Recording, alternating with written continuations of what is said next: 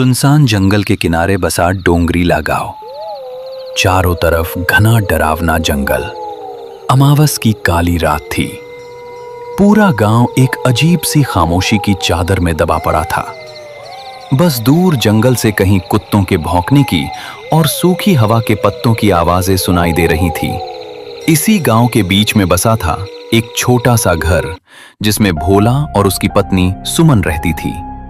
उस रात जब भोला रात में जंगल लकड़ी लाने जा रहा होता है। सुनो जी, आज अमावस की रात है और इस रात में भी आप लकड़ी लाने जंगल जा रहे हो। आज आप लकड़ी लाने जंगल मत जाओ, मुझे बहुत डर लग रहा है। अरे वो सुमन, तुम डर क्यों रही हो? अगर मैं लकड़ी लाने जंगल नहीं गया तो हमारे घर का खर्चा कैसे चलेगा? तुम चिंता मत करो, मैं जल्दी लकड़ी लेकर जंगल से आ जाऊंगा। पत्नी ने इतना समझाकर भी भोला रुका नहीं। वो अपनी कुल्हाड़ी हाथ में लेकर इतने रात को जंगल लकड़ी काटने निकल जाता है। दूसरी तरफ उसी गांव के बीचों बीच पुराने बरगद के नीचे बनी रामू की चाय की दुकान से धीरे धीरे बुझती अंगारों की रोशनी में चमक रही थी। उसी चाय की दुकान पे बैठे थे गांव के 4-5 लोग। उनमें रामू, मोहन, गोपाल और गांव के सबसे बूढ़े शंकर काका भी बैठे थे।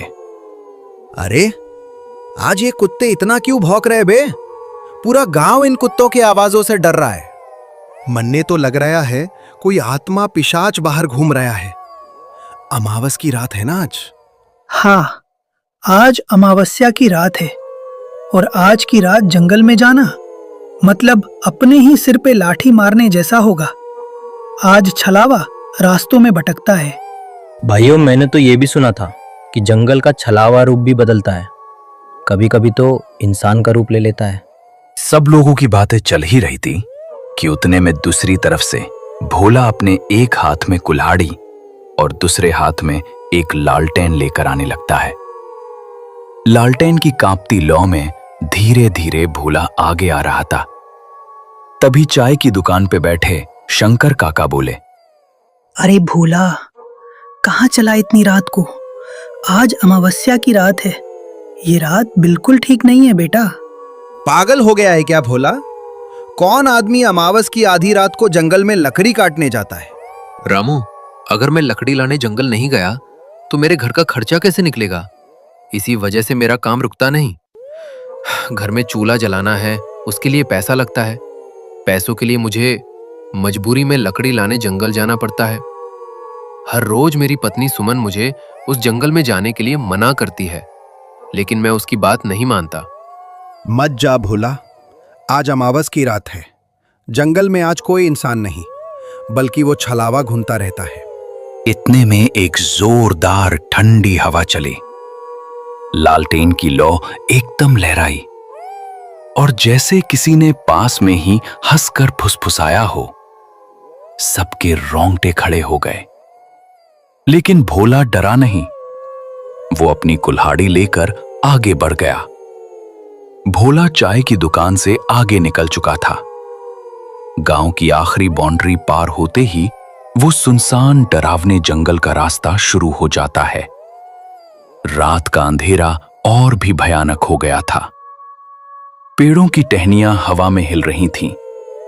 जंगल की आवाज ऐसी आ रही थी कि मानो किसी इंसान की आवाज हो।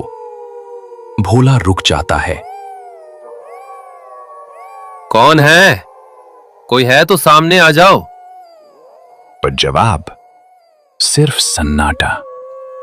तभी अचानक उसे दिखा एक परछाई आगे पेड़ से उतरकर खेत की तरफ चली गई, धीरे मगर इंसान जैसी चाल में। भोला ने हिम्मत की और बोला, कौन है रे? गोपाल तू है क्या? अगर कोई गांव का आदमी मेरे को डरा रहा है तो मैं डरने वाला नहीं हूं। सीधे तरीके से मेरे सामने आ जाओ, नहीं तो मेरे हाथ जो कुल्हाड़ी है उससे मैं तुम्हारा सर धड़ से अलग कर दूंगा। तभी वो काली परछाई वापिस आने लगती है और वो कोई और नहीं बल्कि भोला की पत्नी सुमन थी। भोला का दिल धक से रह गया। अरे सुमन, तू इस भयानक डरावने जंगल में इतनी रात को क्या कर रही हो? मैंने तुमको बताया था कि मैं घर जल्दी लौट आऊंगा। सुमन मुस्कुराई, मगर आंखें बिल्कुल ठंडी। लेकिन वो आवाज सुमन की नहीं थी, वो तो उस जंगल के छलावे की थी। घर चलो भोला, रात बहुत हो गई है। भोला एक कदम पीछे हट गया। उसी पल सुमन जैसी आकृति धीरे धीरे धुंध बनकर गायब हो गई। ये देख के भोला का खून जमने लगा। ये कौन था? ये तो सुमन नहीं थी, ये तो इस जंगल का छलावा था। तब भी भोला रुका नहीं, वो आगे बढ़ने लगा। जंगल के रास्ते से भयानक डरावने डरावने आवाजें आनी शुरू हो गईं। थोड़ी देर बाद भोला जंगल के बीच आ चुका था। अब उसको पीछे लौटने की हिम्मत नहीं हो रही थी, आगे जाने का डर अलग। अचानक उसे अपने पीछे किसी के चलने की आहट आई। वो पीछे मुड़ा, लेकिन वहां कोई नहीं था। ये सब देख के भोला जोर से चिल्लाया, कौन है रे? सामने आ!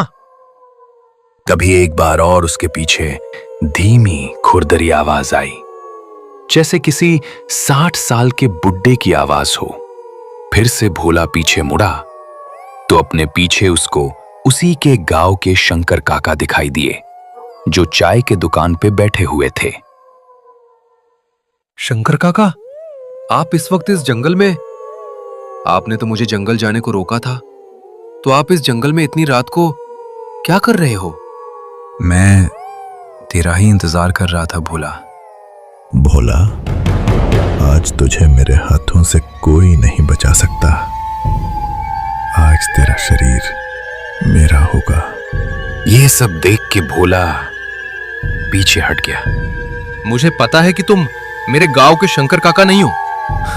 मैंने तुमको पहचान लिया है, तुम एक जंगल के छलावा हो।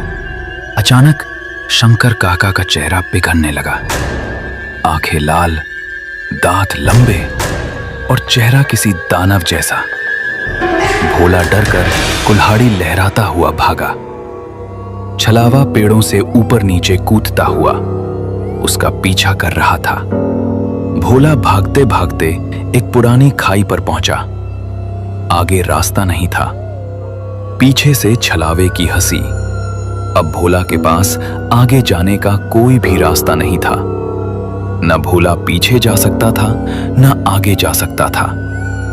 भोला ने कांपते हुए हाथों से अपनी कुल्हाड़ी उठाई और बोला, आ जा, मैं डरता नहीं तुमसे। तुझे जो करना है कर ले। छलावा एक झटके में भोला का रूप लेकर सामने खड़ा हो जाता है। अब इधर भी भोला और उधर भी भोला, एक असली एक नकली। ये सब देख के असली भोला डर जाता है। भोला, अब तू क्या करेगा? अब तो मैंने भी तेरा रूप ले लिया है। अब कौन सा तू और कौन सा मैं?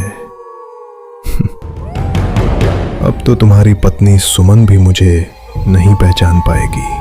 तभी अचानक छलावा भोला के ऊपर छलांग मारने ही वाला था कि भोला को अचानक शंकर काका की बात याद आई।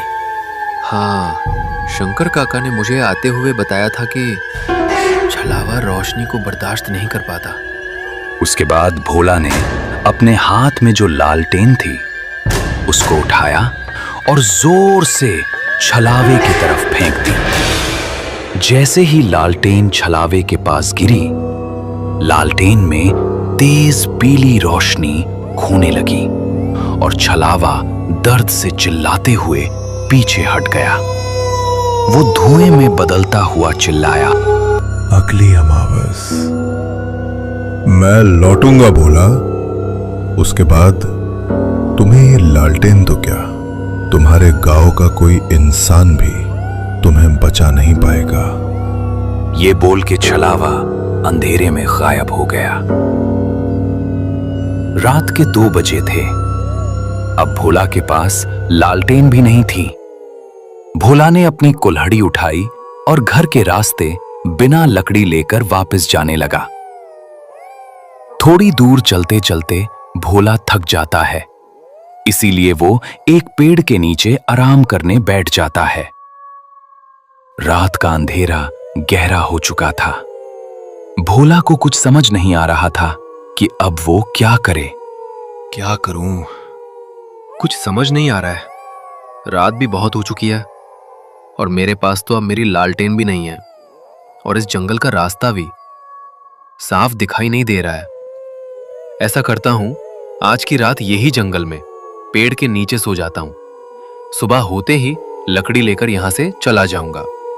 दूसरी तरफ भोला की पत्नी घर के दरवाजे के पास खड़ी होकर भोला का इंतजार कर रही थी। रात के ठीक 3 बज चुके थे। थोड़ी देर बाद सुबह होने ही वाली थी।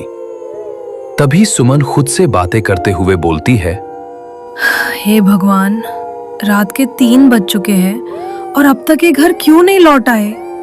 उनको कुछ हुआ तो नहीं होगा? अब मैं क्या करूं? घर के बाहर कुत्तों की भौंकने की और जंगल की तरफ से लोमड़ियों की आवाजें आ रही थी। उधर सुमन को नींद नहीं आ रही थी। सुमन सोते हुए भोला को याद कर रही थी। सुमन घर में इधर उधर घूम रही थी। थोड़ी ही देर में सुबह हो जाती है। सुबह होते ही सुमन गांव में जो चाय की दुकान है उसके पास आने लगती है। चाय के दुकान पे वही लोग बैठे थे जो रात को भोला को समझा रहे थे। तभी सुमन चाय के दुकान पे आ जाती है। क्या हुआ सुमन? तुम आज चाय के दुकान पे कैसे आई? सब ठीक तो है ना? नहीं शंकर काका, सब ठीक नहीं है। कल रात को भोला लकड़ी लाने जंगल गए थे, लेकिन भोला जंगल से अब तक घर आए ही नहीं। रोज तो जल्दी घर लौट आते थे, लेकिन आज क्या हुआ तो भोला घर लकड़ी लेकर आए ही नहीं। मुझे बहुत ही चिंता हो रही है। सुमन, तुम चिंता मत करो। अभी हम सब उस जंगल में जाके देखते हैं। उसके बाद सभी भोला को ढूंढने जंगल के और जाने लगते हैं। थोड़ी दूर जाने के बाद उनको दूसरे गांव का एक लकड़हारा उस जंगल में दिखाई देता है। तभी उस लकड़हारे से शंकर काका कहते हैं, बेटा, तुमने किसी आदमी को इस जंगल में देखा है क्या? वो भी तुम्हारे तरह इस जंगल में रात को लकड़ी लाने आया था, लेकिन अब तक वो घर नहीं लौटा। हाँ काका, मैंने एक आदमी को एक पेड़ के नीचे देखा था, लेकिन वो सोया हुआ था, इसीलिए मैंने उसको जगाया नहीं। वो पास में ही जो पेड़ है उसके नीचे सोया हुआ है, लेकिन वहां का रास्ता बहुत ही डरावना है। मैं भी लकड़ी काटने वहां कभी नहीं जाता। सभी लोग वहां से भोला को ढूंढने आगे जंगल के रास्ते निकल पड़ते हैं। कुछ ही दूर जाने के बाद उनको भोला एक पेड़ के नीचे सोया हुआ दिखाई देता है। सभी लोग भोला के पास जाते हैं और कहते हैं, अरे वो भोला, नींद पूरी नहीं हुई क्या? अब तुम्हारी नींद पूरी हुई होगी तो उठ जा। देखो, हम तुम्हें ढूंढने जंगल आए हुए हैं। तभी अचानक भोला की आंख खुल जाती है। भोला खड़ा हो जाता है और कहता है, तुम लोग यहाँ क्या हुआ? सब ठीक तो है? और सुमन, तुम भी इन लोगों के साथ इस जंगल में क्यों? क्या हुआ? आप आज घर नहीं आए तो क्या मुझे चिंता नहीं होगी क्या? मैं रात भर आपके चिंता में सो नहीं पाई और आप कह रहे हो कि क्या हुआ? सुमन, अब मैं तुमको क्या बताऊं कि मेरे साथ रात में क्या हुआ? क्या हुआ भोला तुम्हारे साथ रात को इस जंगल में? शंकर काका, अब आप लोगों को मैं क्या बताऊं? कल रात जब मैं लकड़ी लेने इस जंगल में आया ना, तो मुझे सुमन का रूप लेकर इस जंगल का छलावा मेरे सामने आया। उसके बाद वो गायब हो गया। थोड़ी देर बाद फिर से वो छलावा आपके रूप में मेरे पीछे मुझे मारने आया शंकर काका, लेकिन आपकी वजह से मैं कल रात को बच गया। आपने मुझे चाय की दुकान पे बताया था कि छलावा लालटेन के रोशनी से भागता है। मैंने मेरे हाथ में जो लालटेन थी वो छलावे के ऊपर फेंकी। उसके बाद छलावा गायब हो गया, लेकिन उसने मुझे बोला था कि वो फिर अगली अमावस की रात हमारे गांव आएगा। शंकर काका, छलावा गया नहीं है, सिर्फ कुछ दिनों के लिए गायब हो गया है। इसीलिए हम सब गांव वालों को सावधान रहना होगा। बेटा भोला, तू आज बच गया, पर वो किसी और का रूप लेकर फिर आएगा। अब चलो यहां से जल्दी। तभी सभी लोग वहां से अपने घर जाने लगते हैं।